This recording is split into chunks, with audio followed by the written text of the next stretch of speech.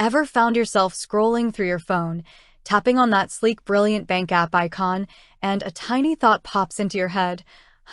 Who actually owns this thing? You're not alone. In today's world of digital finance, where apps handle our hard-earned money, it's natural to be curious about the people and the power behind the screen.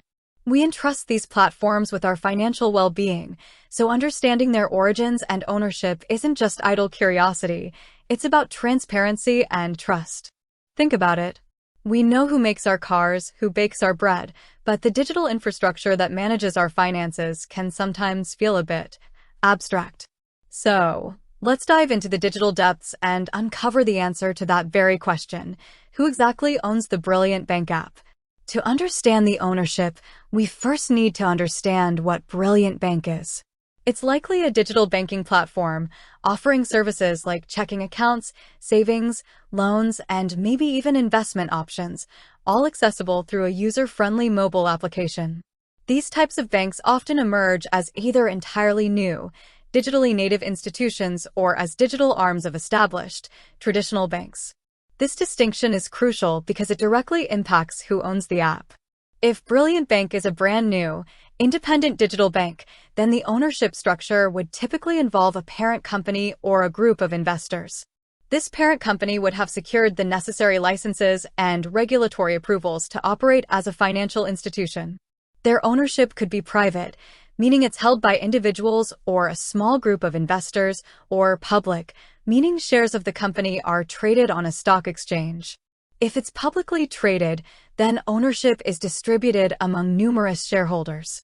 On the other hand, if Brilliant Bank is a digital offering from a long-standing, traditional bank, then the ownership is more straightforward.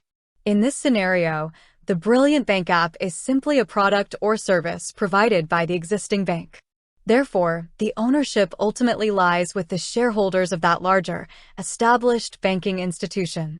So, how do we pinpoint the specific owner of this Brilliant Bank app? The most reliable way is to look for official information. Head over to the Brilliant Bank website, usually in the About Us section or the Legal or Investor Relations pages. You'll find details about the company's structure and ownership. If it's a publicly traded entity, their parent company's name and stock ticker symbol will likely be displayed. If it's privately held, you might find information about the founding team or the primary investment groups. Another place to look is within the Brilliant Bank app itself.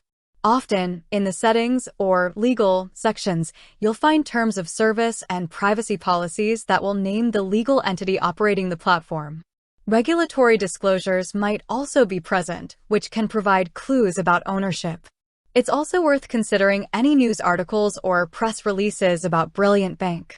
Funding rounds, acquisitions, or major partnerships are often publicly announced and can shed light on who has invested in or has a controlling interest in the company. Understanding who owns your banking app isn't just about satisfying curiosity. It can provide insights into the company's stability, its long-term vision, and its accountability. Knowing the ownership structure can also be helpful if you ever have concerns or need to escalate an issue. Ultimately, the ownership of the Brilliant Bank app will fall under either a parent company of a digital-first bank or the established structure of a traditional financial institution. The key is to do a little digging on their official website and within the app itself to uncover the specific details. With that said, thanks for watching, and until next time.